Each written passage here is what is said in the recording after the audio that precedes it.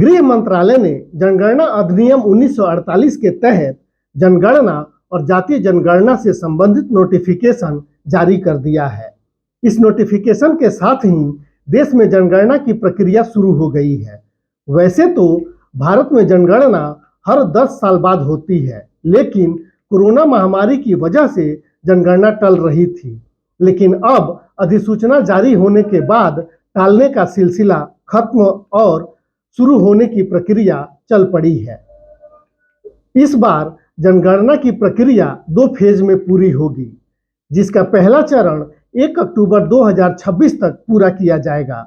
इस चरण में मकान सूचीकरण और मकानों की गणना में प्रत्येक व्यक्ति की आवासीय स्थिति, संपत्ति और सुविधाओं के बारे में जानकारी एकत्र की जाएगी, जबकि दूसरा चरण 1 मार्च 2027 तक पूरा होगा। इस चरण में जनगणना में प्रत्येक घर में रहने वाले प्रत्येक व्यक्ति की जनसांख्यिकीय, सामाजिक, आर्थिक, सांस्कृतिक और अन्य जानकारी एकत्र की जाएगी। जनगणना में जातीय जनगणना भी की जाएगी। 1 मार्च 2027 को रेफरेंस डेट माना जाएगा, यानी उस समय देश की जनसंख्या और सामाजिक स्थिति का जो भी आंकड़ा होगा वही रिकॉर्ड में दर्ज किया जाएगा और फिर ये आंकड़े सार्वजनिक कर दिए जाएंगे, जिसे आप भी देख सकेंगे। मौसम और ठंड को देखते हुए पहाड़ी राज्यों जैसे जम्मू कश्मीर, लद्दाख और उत्तराखंड में जनगणना की प्रक्रिया अन्य राज्यों से पहले अक्टूबर 2026 तक पूरी की जाएगी। इन राज्यों के लिए 1 अक्टूबर 2026 को रेफरेंस डेट माना जाएगा।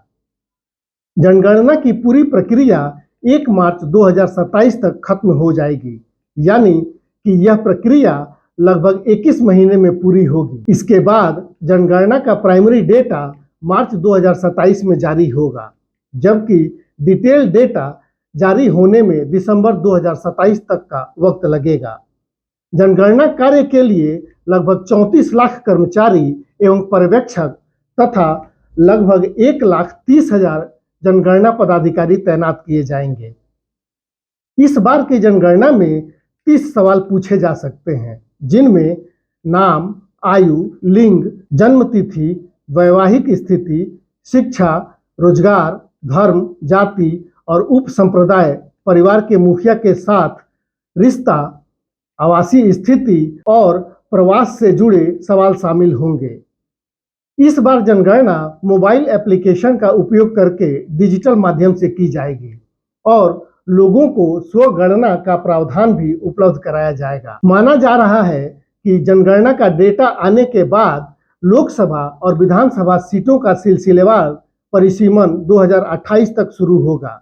इस दौरान महिलाओं के लिए 33% आरक्षण भी लागू किया जा सकता है, यानी 2029 के लोकसभा चुनाव से पहले महिलाओं के लिए रिजर्वेशन की तस्वीर भी साफ हो सकती है। यह जनगणना प्रक्रिया शुरू होने के बाद से 16वीं जनगणना है और स्वतंत्र भारत के बाद यह 8वीं जनगणना है।